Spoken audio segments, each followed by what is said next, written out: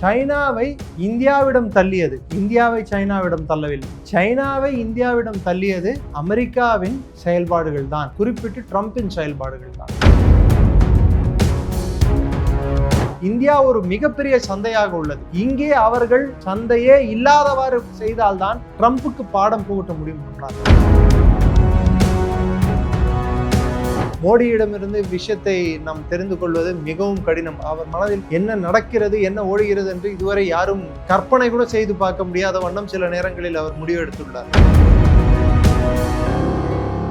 SCO மாநாடு அரங்கில் இருந்த வெறும் 5 நிமிடங்கள் தான். அந்த 5 நிமிடங்கள் செல்ல வேண்டிய இடத்துக்கு 10 நிமிடம் காத்திருந்து 45 நிமிடம் காரில் அவர்கள் என்ன பேசினார்கள் என்பது $1 மில்லியன் கொஸ்டின் என்று சொல்வார்கள். புரியாத புதிராகத்தான் இருக்கிறது.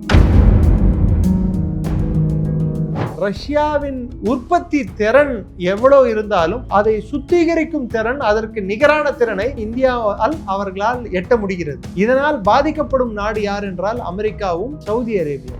ஏனென்றால் ட்ரம்பின் பேச்சு அறக்குவியல். அதைவிட பீட்டர் நவரோ போன்ற ஜெயில் சென்ற குற்றவாளிகள் ஆலோசகராக இருந்தால் ட்ரம்ப் இது போன்றுதான் பேசுவார். அதுவும் அவர் பிராமணர்கள், இது BPCL, B for Bharat petroleum, ஒருவேளை பிராமின் பெட்ரோலியம் லிமிடெட் என்று நினைத்து விட்டார் போல இருக்கிறது.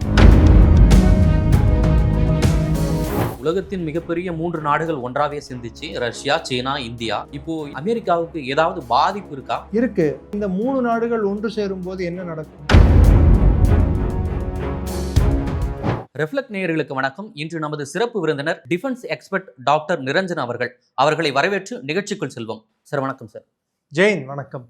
சீனாவில் ஷாங்காய் ஒத்துழைப்பு மாநாடு வெற்றிகரமா நடந்து முடிஞ்சிருக்கு. இதில் மாநாட்டின் கதாநாயகனாகவே பிரதமர் மோடி அவர்கள் பல்வேறு நாட்டு தலைவர்களுடன் மிகவும் நெருக்கமாக இருந்ததை பார்க்க முடிந்தது. குறிப்பா ரஷ்ய அதிபர் புதின், சீன அதிபர் ஜி ஜின்பிங் மற்றும் பிரதமர் மோடி, நாட்டினுடைய தலைவர்கள் மிகவும் நெருக்கமா இருந்தாங்க. இது எந்த அளவுக்கு ட்ரம்புக்கு பதிலடியா அமைஞ்சிருக்கு சார்? உலகின் 3 மிகப்பெரிய தலைவர்கள், இன்னும் சொல்ல போனால் உலகின் 3 வல்லரசுகளின் தலைவர்கள் ஒன்றாக சேர்ந்து கூடிய தருவாய் இது ட்ரம்புக்கு மிகப்பெரிய ஒரு தலைவலியை உண்டாக்கி உள்ளது.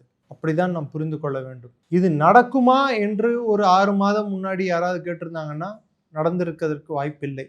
புட்டினும் மோடியும் சந்திப்பார்கள் என்றால் ஆம், அது இயல்பு. அதை சந்தித்துக் கொண்டுதான் நட்பு இருக்கிறார்கள். இந்தியாவும் ரஷ்யாவுக்கும் உள்ள நட்பு ரொம்ப மிக ஆழமானது. பாகிஸ்தான் சைனா நட்பை பற்றி சொல்லும்போது சொல்வார்கள், கடலிலும் ஆழமானது, மலையிலும் உயரமானது எங்கள் நட்பு என்று. அதுவிடும் ஆழமானது நட்பு, அதுவிடும் உயரமான நட்பு என்றால் இந்தியா ரஷ்யாவோட நட்பு. ஸோ அது இயல்பு. பட் சைனாவை இந்தியாவிடம் தள்ளியது, இந்தியாவை சைனாவிடம் தள்ளவில்லை.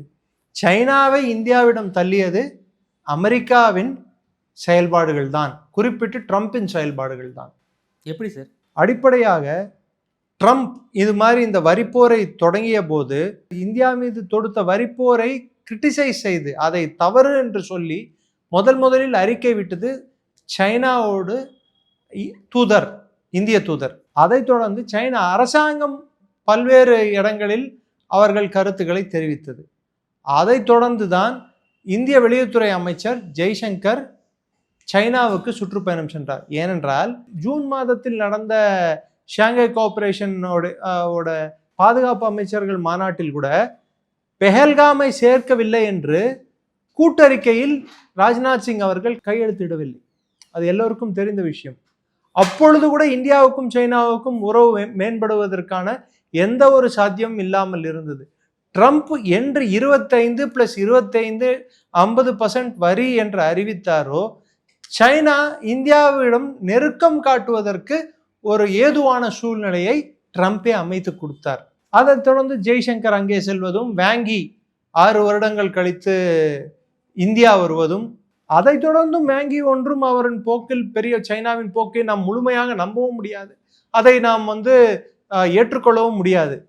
இந்தியாவுக்கு வந்து இந்திய வெளியுறவுத்துறை அமைச்சரை சந்தித்த பின் அவர் எந்த நாட்டுக்கு பயணம் சென்றார் என்றால் பாகிஸ்தானுக்கு. நீங்கள் அதை மறந்துவிடக்கூடாது. அதே போல்தான் இந்திய பிரதமரும் அதை மனதில் வைத்துக் கொண்டுதான் அவர் சைனாவுக்கு செல்வதற்கு முன் அவர் எங்கே சென்று திரும்பி சைனாவுக்கு திரும்பினார்? ஜப்பானுக்கு சென்று சைனாவுக்கு சென்றார், ஷாங்காய் கோஆபரேஷன் மாநாட்டுக்கு. அதே ஜப்பானுக்கும் சைனாவுக்கும் செங்கக்கு ஐலாண்ட்ஸ் என்று சொல்லக்கூடிய ஒரு தீவுகளுக்காக இன்னும் பிரச்சனை நடந்து கொண்டுதான் இருக்கிறது. நேற்று நடந்த இராணுவ அணிவகுப்பு கூட எதற்காக நடத்தப்பட்டது என்றால், ஜப்பான் உலகப்போரில் தோற்றதற்காக, சைனாவிடம் தோற்றதற்கான ஒரு சின்னமாக, ஒரு இரண்டாவது உலகப் போரில் ஜப்பான் தோற்றதற்கு சின்னமாகவும், சைனா அவர்கள் மீது வெற்றி கண்டதற்கு ஒரு குறிக்கும் நாளாகவும் தான் இந்த ஒரு அணிவகுப்பு நடத்தப்பட்டது.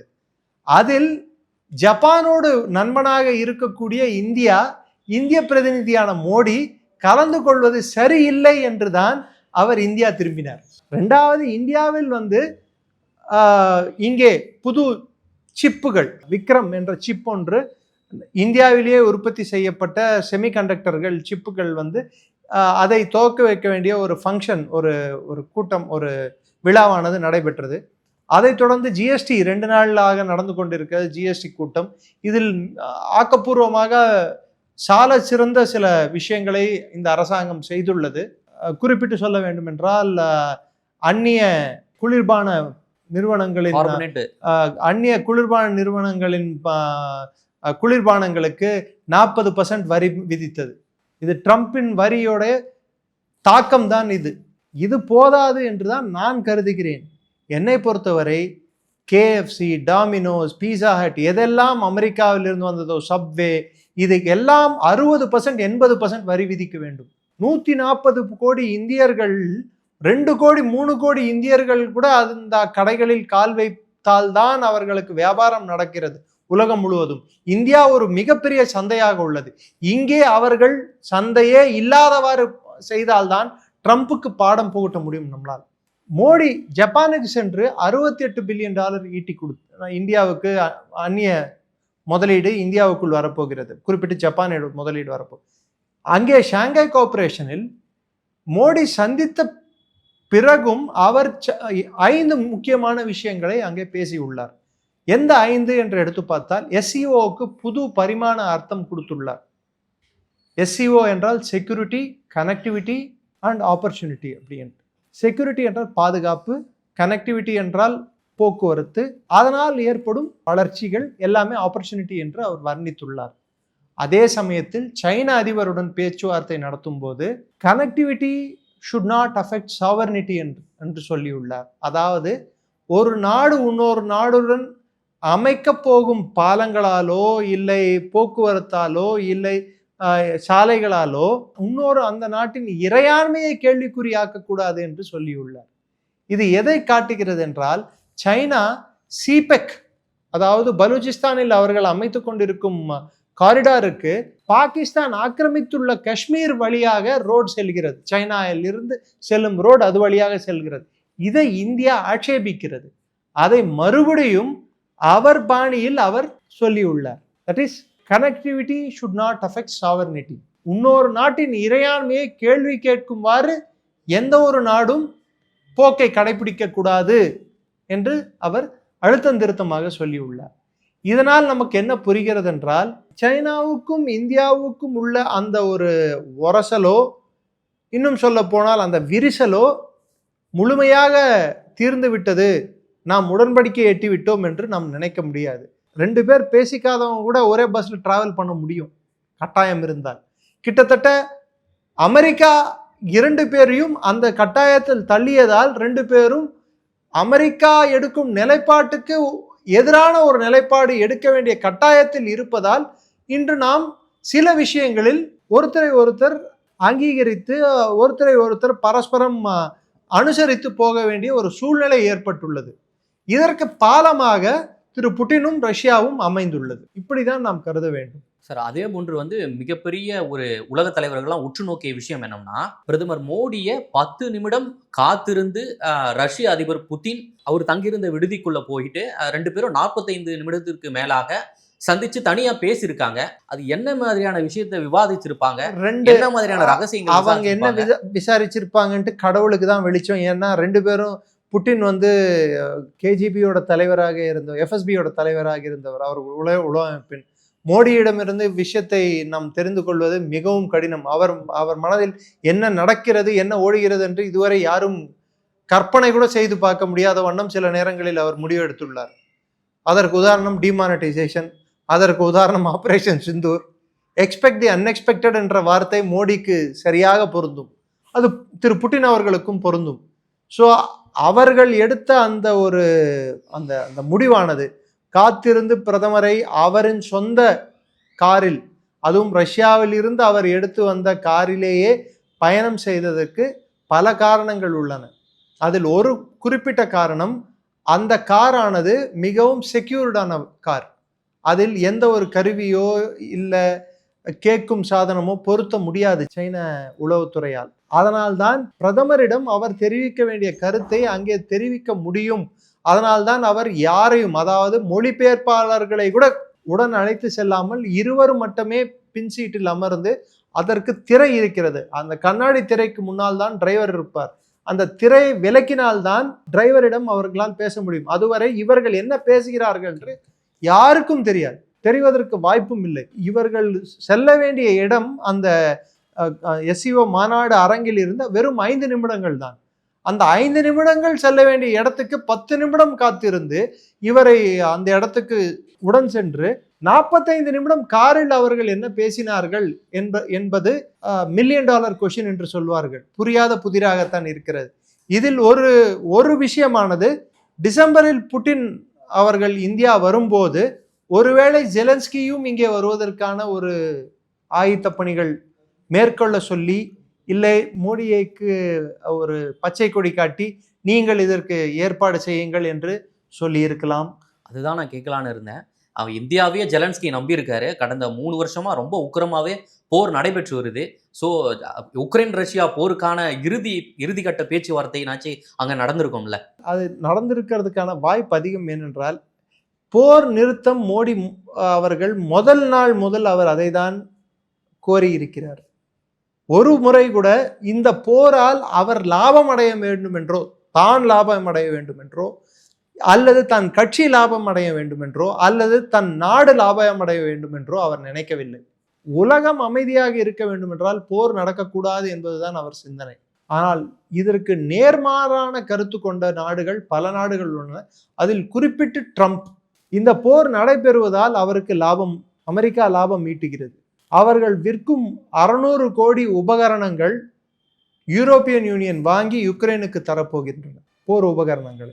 2வது, ரஷ்ய எண்ணெயை குறைந்த மலிவான விலையில் வாங்கி கொண்டு இருக்கும் வரை ரஷ்ய பொருளாதாரத்தை அழுத்தத்தில் வைத்திருக்கலாம், அதை கட்டுப்பாட்டில் வைத்திருக்கலாம் என்ற அமெரிக்காவின் எண்ணம் இன்று அது பலிக்கவில்லை. ஏனென்றால் ரஷ்யாவின் உற்பத்தி திறன் எவ்வளவு இருந்தாலும் அதை சுத்திகரிக்கும் திறன், அதற்கு நிகரான திறனை அவர்கள் உற்ற நண்பனான இந்தியாவால் அவர்களால் எட்ட முடிகிறது.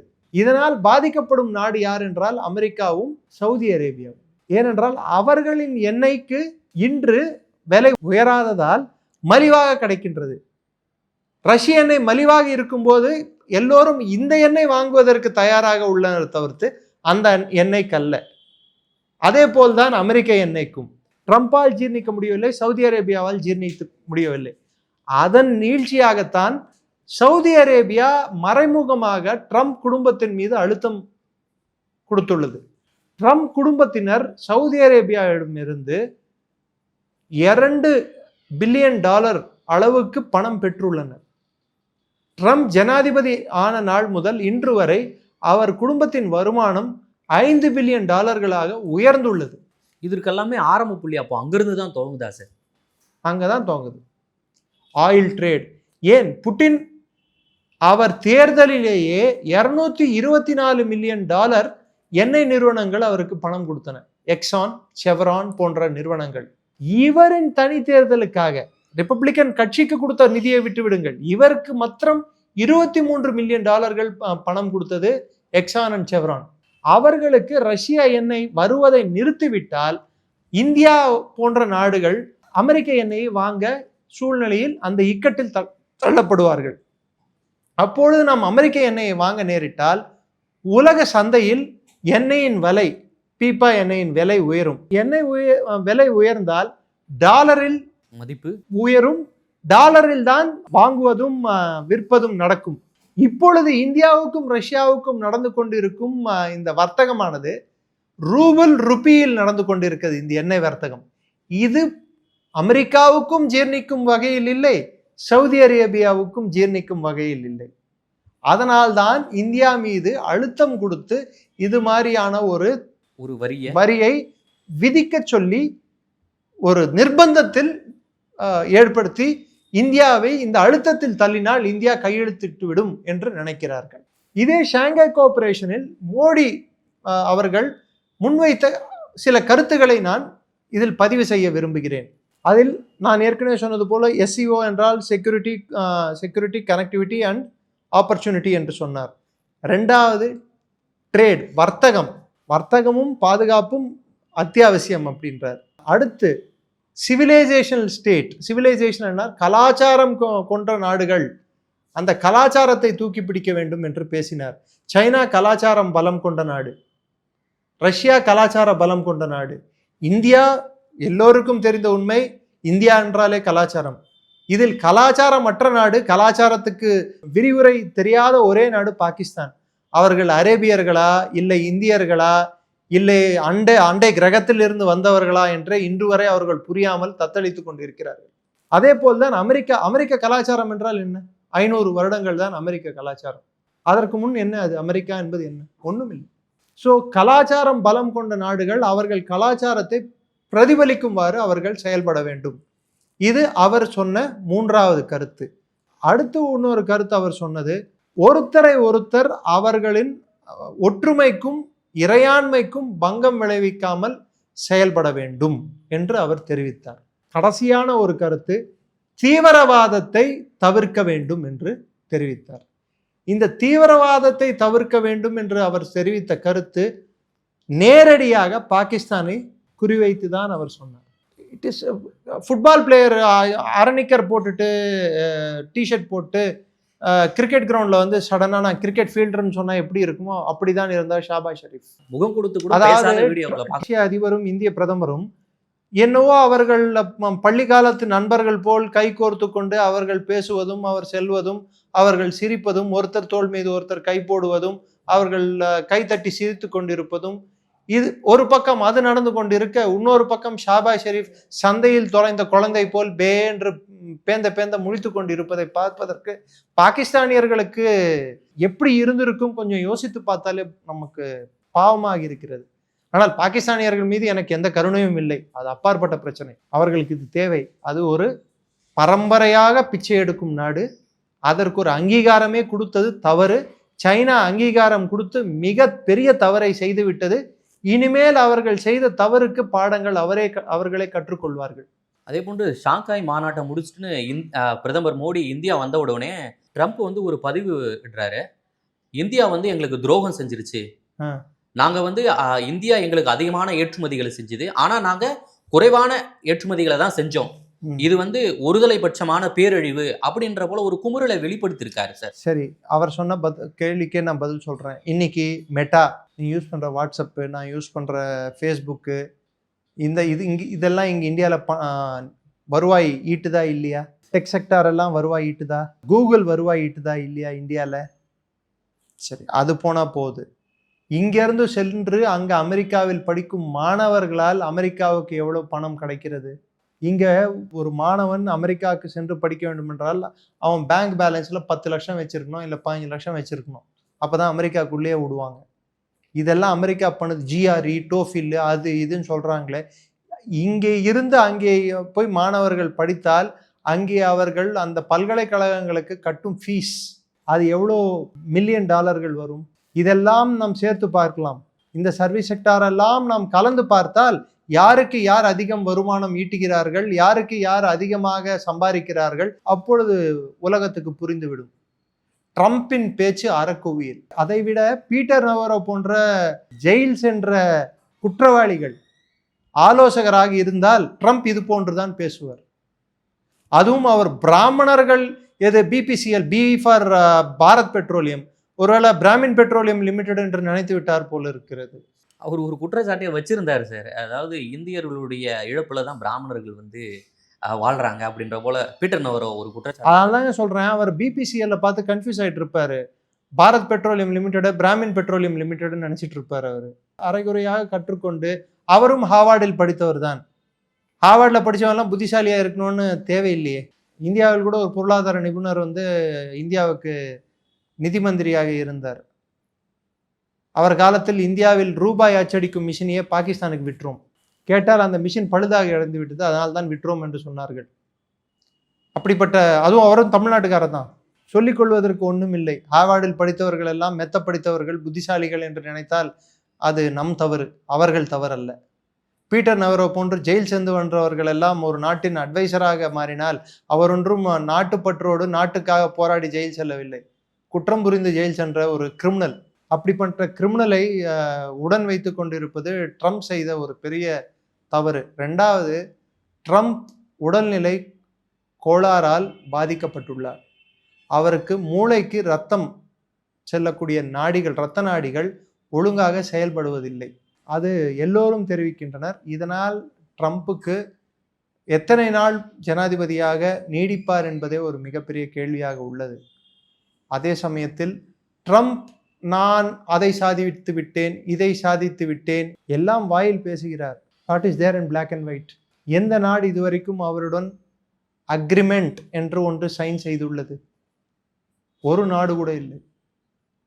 Not even a single country has signed anything in paper. பேப்பரில் கையெழுத்து போட்டு நீ சொன்ன வரிக்கு நாங்கள் ஒத்துக்கிறோன்ட்டு யாராவது சைன் பண்ணியிருக்காங்களா? வெறும் வாயில் வடை சுடுகிறார் திரு ட்ரம்ப். ஸோ இது போன்ற மிரட்டல்களுக்கும் உருட்டல்களுக்கும் இந்தியா அடிபணியும் என்றால் ட்ரம்ப் இந்தியாவை தவறாக கணக்கிட்டு விட்டார். குறிப்பிட்டு பிரதமர் மோடியை தவறாக கணக்கிட்டு விட்டார். இன்னொரு முக்கியமான விஷயம், இந்தியாவின் உள்நாட்டு தேவை, உள்நாட்டு கன்சம்ஷன், அதாவது இங்கே செய்யக்கூடிய உற்பத்தியானது நாமே அதை அதிகபட்சம் அதை உபயோகிக்கிறோம். வெளிநாட்டில் இருந்து ஈட்டக்கூடிய பணத்தை வருவாயை விட உள்நாட்டு வருவாய் அதிகமாக இருக்கிறது. அதனால் அவருக்கு புரியாத ஒன்று என்னவென்றால், வெளிநாட்டிலிருந்து வரக்கூடிய பொருட்களை நம்பியே வாழ வேண்டிய நாடாக இல்லை.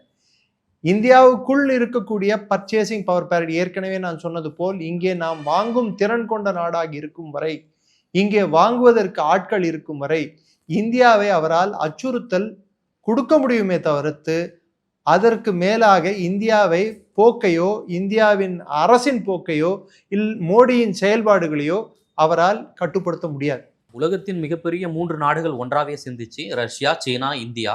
இப்போ இவங்க 2 பேரும் ஒன்று சேர்ந்ததால அமெரிக்காவுக்கு ஏதாவது பாதிப்பு இருக்கா? இல்ல பாதிப்பு ஏற்பட்டால் ட்ரம்பின் நிலை என்னவாக இருக்கும்? இருக்கு. ஒரு நாடு வந்து மேனுஃபேக்சரிங் சூப்பர் பவர், சைனா. அதனால தான் 90 நாள் வரைக்கும் அவங்களுக்கு அந்த வரியானது தள்ளி வச்சிருக்காங்க. ஏன்னா அங்கேருந்து போக வேண்டிய ப்ராடக்ட்ஸ் போகலன்னா அமெரிக்கா திண்டாட்டம் கிறிஸ்மஸ் காலத்துக்கு முன்னால். அடுத்த நாடு டெக்னிக்கல் சூப்பர் பவர், இந்தியா. அவங்களோட பெரும்பாலுமான பிபிஓக்கள், ஐடி சென்டர்கள் இந்தியாவில் தான் உள்ளன. இன்னொரு நாடு கனிம வளங்களிலும் எண்ணெயிலும் சூப்பர் பவர், ரஷ்யா. ஸோ இந்த 3 நாடுகள் ஒன்று சேரும் போது என்ன நடக்கும்? ரெண்டாவது, இது உலக பொருளாதாரத்தின் 25% பொருளாதாரம். இந்த 3 நாடுகளின் பொருளாதாரம் 25%. கிட்டத்தட்ட 35% மக்கள் தொகை. பூகோள ரீதியில் எடுத்து பார்த்தால் நிலப்பரப்பில் ரஷ்யா, சைனா, இந்தியா. 7வது பெரிய நாடு இந்தியா. உலகின் மிகப்பெரிய நாடு ரஷ்யா.